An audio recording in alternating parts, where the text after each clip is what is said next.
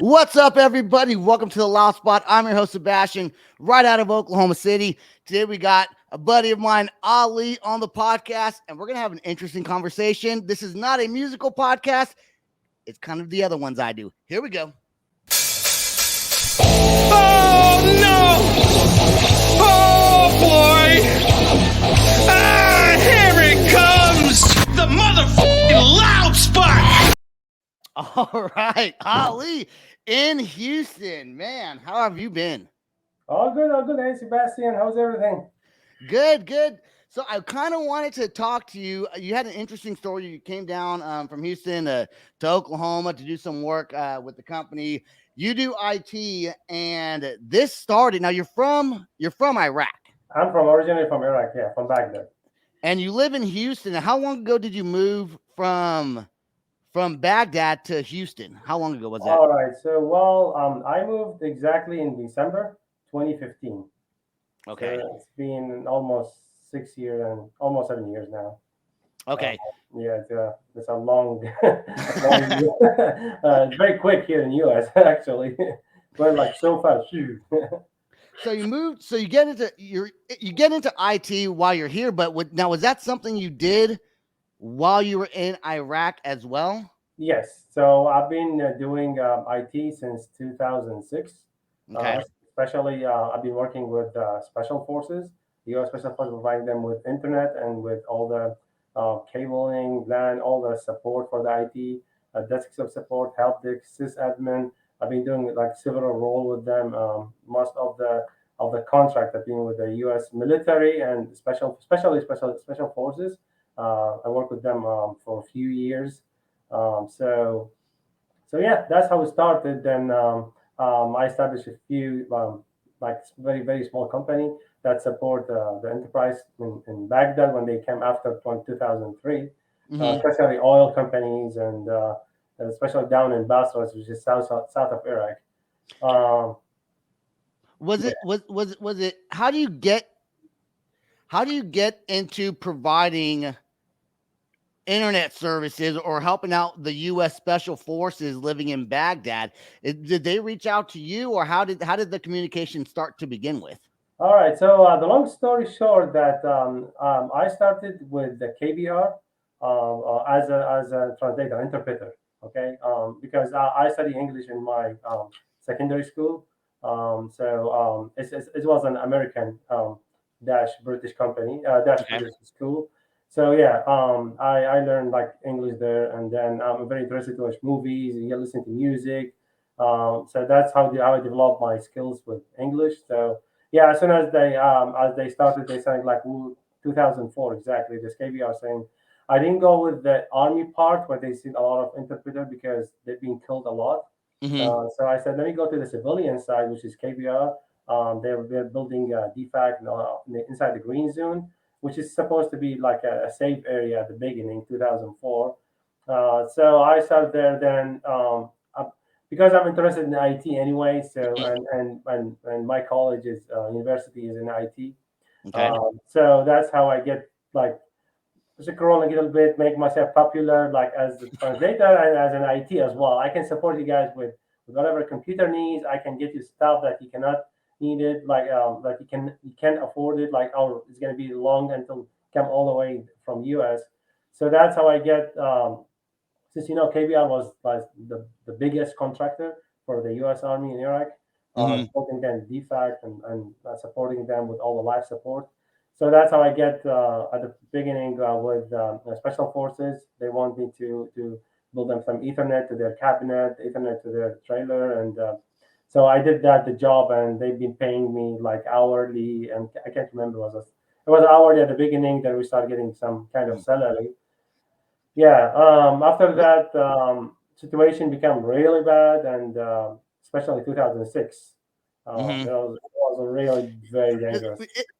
Isn't it like, wouldn't that be a scary job? Because living in Baghdad, right? You're living in Baghdad, U.S. and Iraq, they're not getting along at all, right? Yes. So was it scary for you? Did you have to stay secretive about it? That's exactly what I've been doing. I've been like hiding, wearing all kind of glasses, hats, and stuff like that, just not to make Wow. myself popular. And every time I exit from the green zone, or like they call it international zone, I've Okay. been like, yeah, it's really scary because I know there's a lot of people, they start targeting whoever go out from the green zone so they can follow them and kill their families. Because like, you guys are trailer, you guys are like with the U.S., supporting U.S. and getting all that. So it was, especially by the end of 2005 until 2006. 2006 was a terrible year in Iraq. Was a terrible year because as soon as I go to the college, I've been going to the college, and after college I go to the green zone where I Hmm.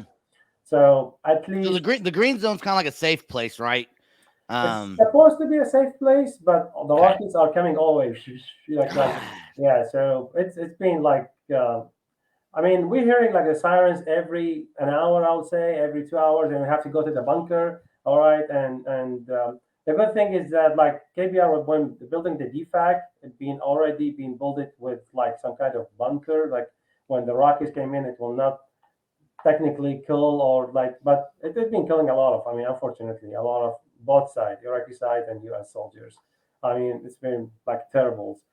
Then later on, like Al Qaeda and all those bad people, they've been Hmm. trying to surrounding the green zone. Okay, they've been all over the green zone. So if you go out, you get killed. So you have to go inside, and so yeah. So I start like feeling like it's really unsafe, and I think I need to quit. But I love my job. I love, Right. Right. and But it's especially scary. yeah. I mean, it's not about money. It's more about developing the skills, see what technology. We've been with Saddam regime. I don't want to go into politics, but with Saddam, we've been like we're close country. We don't know what's going on outside. Okay, so now Hmm. after 2003, we've been open widely. So that's why I'm very interested to go, and I know it's dangerous. Okay, but I mean, I want to see what's going on outside. I want to see what technology they have. I want to see, aside from that, making some money, some dollars. Right. So yeah, so 2006, I was going out from my work. I mean, normally I go by walking, then I get taxi. Okay, Hmm. take off my hats, glasses, whatever. Especially at night, trying to go nearby some shops, buying something, just pretend that I was inside the shop, then going out. Yeah, then unfortunately I get kidnapped. You got kidnapped? Yes, I get kidnapped. What? Hold Yeah, on. Hold. Oh my god, dude! yeah, Like, see, this is why I wanted you on the show. It's you have this crazy, interesting. I was talking to you a little bit in Oklahoma City, and I was like, I need you. I said I have a music podcast, right? But I want to talk to you because I think such an interesting story, and I don't mean to smile that you got kidnapped, but yeah. you're here with us and you're safe, and we love it. So, how did you get kidnapped? How did that happen? Well, yeah, I was on my way back. Okay, as I told you, I go by walking. So normally I get a taxi then to Hmm. get back home. Yeah, so like 2006 was, as I mentioned to you, was a lot of car bombing everywhere, a lot of side bombing over on the road bound, and so it's been crazy. Like every morning when I go to the college, at least I said every morning. Okay, I have to see 1 to 3 people being killed at the side of the Oh, street. jeez. Yeah, they've been like everywhere. Like you see the dead body everywhere. Oh my So god. yeah, but I mean, like going quickly so fast. Normally, I go on the safe road. Okay, just trying to prevent any suspicious road. Okay, Hmm. yeah, but unfortunately, on my way back at night, and so there is like a street which is suspicious street. Okay, but the other one there been a big car bomb, and they said the police closed it, and they said Okay. you have to go that route. Okay, so there's no way. I mean, we cannot go back because the traffic was terrible. Okay, so there's no way. You have to go this way. And I see everyone says all the cars are going that way, so it should be safe because we're Right. with the Everyone's flow. going. Yeah. Yeah. All right. So at that moment we were flowing, and boom, and we see like a police checkpoint. Was checking the ID, and like at the beginning, it feel like it's a normal Iraqi police. Okay. Technically, they call it National Guard that way. That time. Okay. Okay. So that way, he looked at my ID and he said, "Okay, you need to go down and sit down here, okay, on the side of the road." And there's a multiple people with us.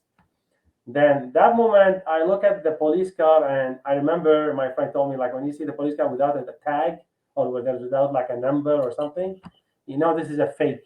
Oh shoot! Then at that moment, I realized that I get kidnapped. Were Okay, so you? Were you? Was your heart racing? I said, that's it. I'm dead. I know that's Oh it. my god! Yeah, at that moment, I realized that I'll get killed as easy as just a bullet in my head. That's it. Yeah. So anyway, we've been sitting and they've been checking the IDs, and a lot of people and few people are coming. And if I run, they're gonna kill me. There's no way. Right, Okay. right. So I have to face it. There's like, so we've been sitting multiple, like, I think the total was eight. Okay, 6 to 8. I can't really remember. I remember Okay. I've been shaking. Okay, that's it. I want to like just tell my parents, just tell them like bye or whatever. Yeah. So yeah, luckily because of the car bomb that being on that street, so there been a lot of cars are going to the other side. Uh huh. Okay, so at that moment there is a national guard. Technically, they were the old Iraqi army with what they call a patrol. Let's call it with a U.S. patrol, and they've Okay. been monitoring the situation to see what's going on, what happened with the car bomb on that side. Uh So huh. they're going the other way, okay? And here everybody was like, okay, there's a hub. It's a U.S. military patrol, okay? And they know this is they were like, no, this is a fake. So, All right. So at that moment, they start shouting on us. All the guns and all the like machine guns, and they start shouting at us. You guys need to run, run, run, run. Okay. Otherwise, and then being like quickly, everyone disappear. All the crowd, because they saw there was like a. So at that moment, I said, "Oh my god." what would have happened if the U.S. So the U.S. military pretty much shows up there, right? Yes. What would have happened had they not showed up? What do you think would they you have been killed or Yes, I've been killed 100%. what would be the point? What was the point of kidnapping you? Did they know? Did they have some suspicion that some people around there may have worked with the U.S. military, or what was the reason behind it?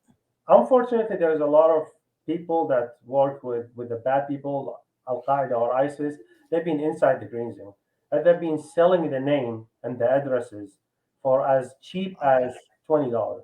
gotcha. Okay. All right. So that's the unfortunate thing. So my name was already there, and aside from that, few of the religion stuff, I don't want to bring it because it really doesn't matter in Iraqi because all Iraq is one religion, but some type of religion also. They've been like kidnapping people on religion and whether Christian or Muslim or I mean I Right. don't want to go into that details, but unfortunately that was the situation that time. Okay, so at that moment we realized that, and I sent them like an email telling them like I don't think I'll be able to come anymore. Okay, it's really risky, and I'm glad I'm still alive. And they Yeah. said, okay, we understand. I mean, they've been short in stuff. They need some people, especially, like when the equipment came in, all right, they can't really like understand the driver or like what's the need. They still need like concrete, Hmm. cement, whatever, like all the stuff to build steel, all many other stuff. They still need to get it from a local. They can't, everything need to be exported and sorry, imported. Yeah. Anyway, so the situation started getting really bad 2006. Okay, the area where I live, it's at the beginning it was like a little bit safe. Then Uh-huh. later on we get a warning that we have to evacuate. We have to leave the house, Right. otherwise we get killed. And you cannot take any money, you cannot take any gold, you cannot take anything. Okay, you have to find a way to hide it inside your house, away because they're gonna break into the house and they're gonna start steal everything and destroying everything. So no, nowhere this time then where you living there is really a safe place for anyone to live, right? Except the green zone. There is no Except the such. green zone, right? Yeah, green zone and up in the north, we call Kurdistan region. That's the only two Okay. safe region in the whole Iraq, because it was a big mess. No technical army on the ground, and the U.S. The U.S. Army, they've been doing their best, but they can't understand the situation. Like it's a new country, new culture, new land, new like a lot of, and they've Right. been coming all over from a different country. So it's been like a big mess. It was like a big mess. 2006, 2007. They Hmm. bombed one of the biggest religion, also a mosque in in summer. So anyway, their situation become so the killing and every. So anyway, we get the message, and then my father said, "Okay, we have to leave." I mean, Hmm. that's the unfortunate. We have to leave, and we have to leave everything because we get the message from people very close. They said, "If you stay in your home, you're gonna get killed. You have to leave. There's no Did way." some people stay? Did some people maybe didn't believe it and they stayed, or did everyone evacuate? No, some people stay, and unfortunately, they get killed. Wow, Okay, yeah. man. So and some people they stay, and fortunately, they're still alive. So Okay. it just depends. Yeah, but at the same week that we decided like we're gonna leave, I was just chatting just outside my house, chatting Okay. with my friend like a regular before just the sunset. Uh huh. We've been chatting, and I mean, unfortunately, he's a Christian. Then two people on the motorcycle they came in and they put three shots in Oh, his head. jeez. Yeah, and he's like he's so peaceful. He's an amazing guy. Unfortunately, I mean, God bless Yeah. his soul. Anyway, so that moment they said, okay, all right, so we gotta go. We're gonna leave everything. All right, so we're moving. So we pick up everything and we leave 6 in the morning and Hmm. we head up in the Kurdistan area in the north for a few weeks just to see the situation. Hmm. Then we got several calls from the neighbor. They said, "Okay, we're gonna try to protect ourselves, the area. Are you guys Okay. in with that?" And there, my father he said, "Yes, we're in. We're gonna do patrol in our area. We're gonna close all the street on our area. We're gonna like technically the neighborhood. We're gonna protect it. Right. All right, because there's no police. There's no. We can't depend on at that moment on the U.S. Army, or we can depend on the National Guard, Iraqi Army." So we came back and we said, okay, we're gonna stay in the house and we're gonna try to do our best. All right, we're gonna do a night. I've been doing a night shift and a day shift. Okay. Okay, studying aside from that, doing a night shift with a lot of good friends. Okay, Okay. we get some weapons and anyway. So situations start getting like every night we're hearing cars, we're hearing like car bomb and all of these like bullet. But we've been trying to be very patient. I've been trying to say, okay, we engage with several, not me technically, but some of my friend fathers have been on the first line, like Hmm. several like engagement. So the good thing is we stayed there and it was a tough year, 2006, 2007. Yeah. Yeah, 2008. They another the special forces contact me by another by email says like we have another location, and we're really interested. Like you go there, and we're gonna secure your transfer, okay, Okay. your transportation.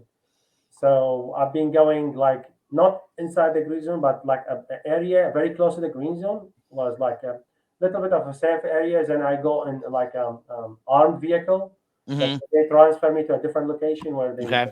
yeah it's little bit on the border of Baghdad. Yeah, so I stayed there for 2 years working there, but you have to go 90 days. You Uh stay huh. in the camp. They provide you everything, food and like bed and everything, like laundries and yeah. How So many? How many other people? Um. Did you work when you were working with the Secret Service? Did you have a team of people that you were working with yes, that were all so when did the Secret Service move you or did they move you down the US military move you to the United States? yeah. So technically, what they did, well, as soon as 2011, where that's the time where all the U.S. Army being pulled out from Iraq. Okay. So they told me you are welcome to come to state since you served us and you've been like we greatly appreciate your service for. So there is two program and you can apply for whatever. Okay. There's another the program called Special Immigration Visa. They've been Okay. looking for the people who held the U.S. military. So yeah, I applied for that. I filled out and I got the recommendation, my badges and everything, and that's where the process starts, like to move out from Iraq up all over to the United States. But they didn't help you get when you got here though. They didn't help you find a job, did they? They just give you some cash and said good luck. Well, yeah, they've been helping at the beginning. They giving us some rent, Okay. like Okay. the first 6 months. Okay, they pay you like 80% up to 90% from the portion of the rent for the Oh. first 6 months. Yeah, cash. No, they give me like food stamp. I remember Okay. now. Also for 6 months. Okay. I didn't use it for 6 months, even the rent, because luckily I found a job after like Yeah. 2 weeks. I They moved here. probably figured you would with your IT experience. They figured you probably wouldn't be too hard for you to find some work. Yeah, In Houston, especially. Yeah. yeah, I was, I mean, lucky to find a job very quick, especially with IT, because I see a lot of people who I know that they start doing Uber, they start working the gas station, that stuff. Hmm. So yeah, the good thing is I landed in with a glass company. They need like a help desk support sysadmin.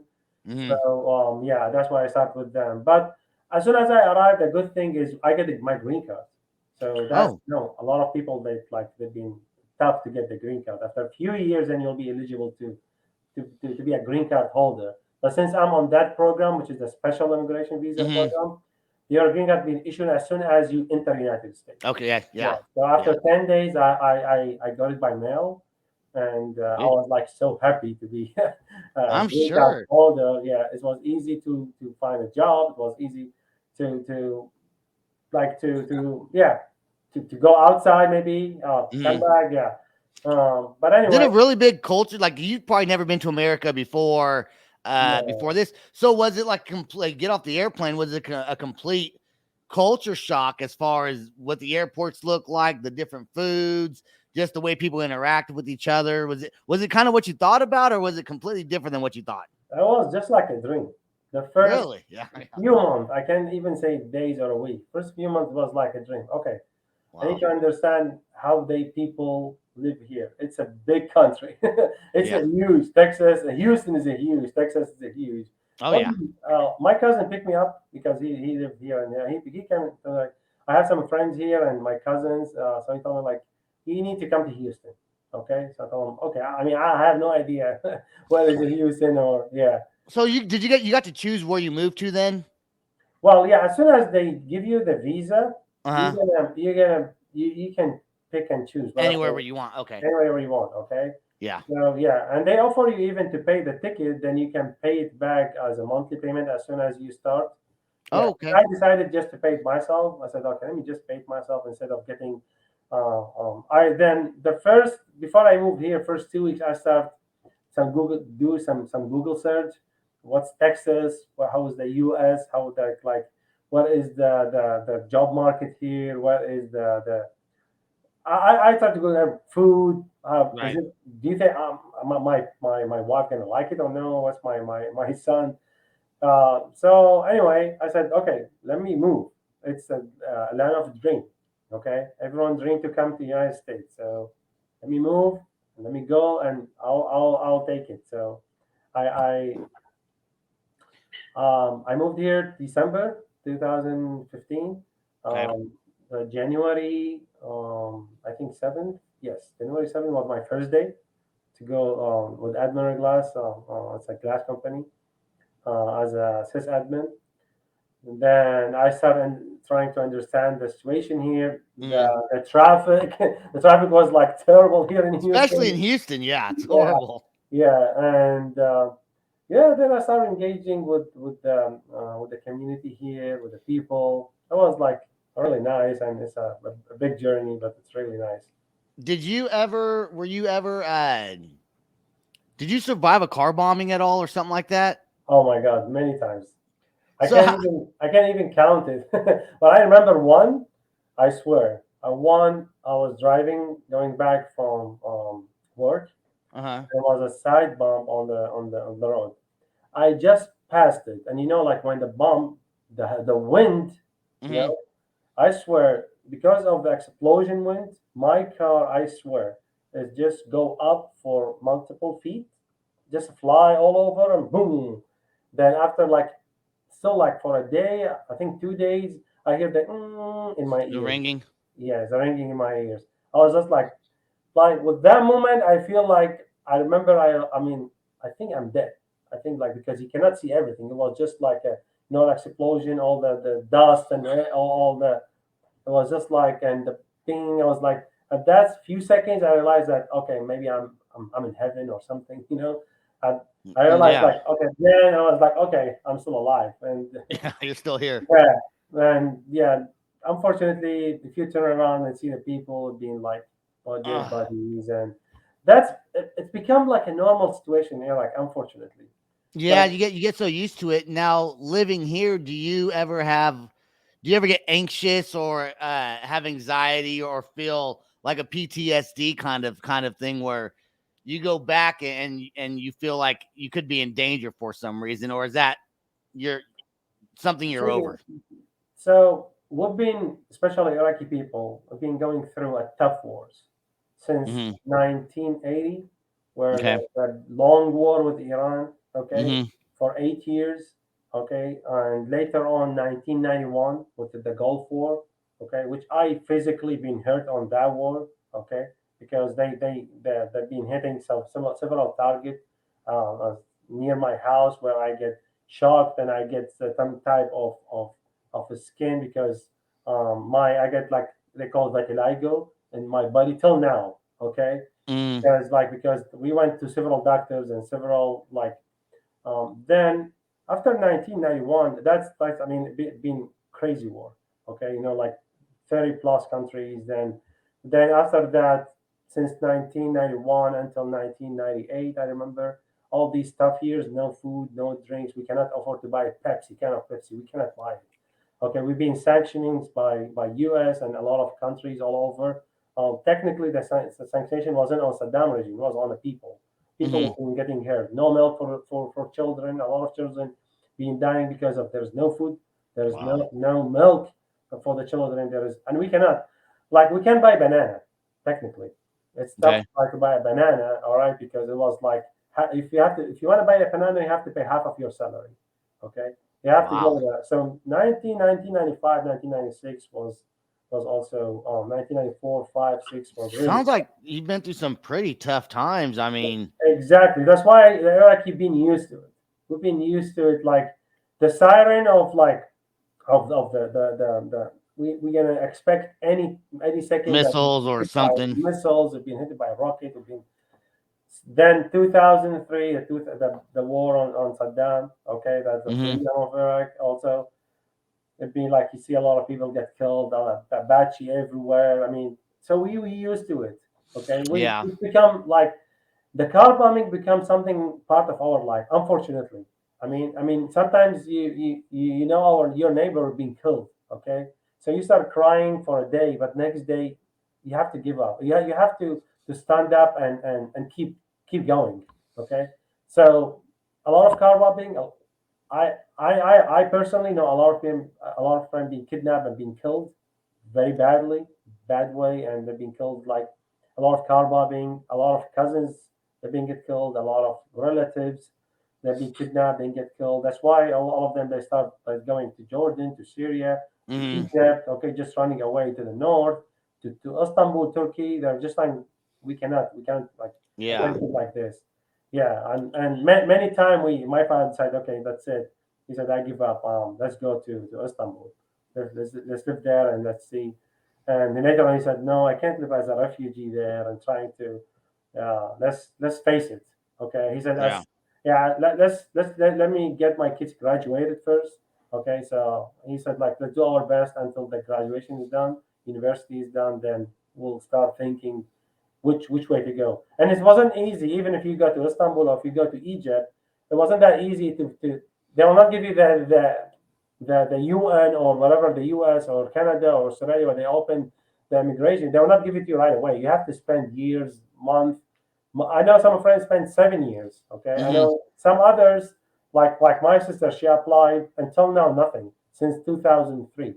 Okay, so it was tough. So we used to it. At the beginning, it was shaking and was, but all our children, child time, it's been tough with wars, with bomb and with guns. Yeah, You still have a lot of family that lives in Iraq in the Baghdad area. yeah. I still have my parents there, and I still have my wife parents as well up in the So, north. are you going to go back there? Are you going to go back there to visit sometime soon? Do you plan on it? Yeah, I did. I did already back in June. I went to Okay, visit cool. them, and yeah, it's Was it tough nice? with Was it them. nice to go home and see your family and see where you grew up? Is it still the same?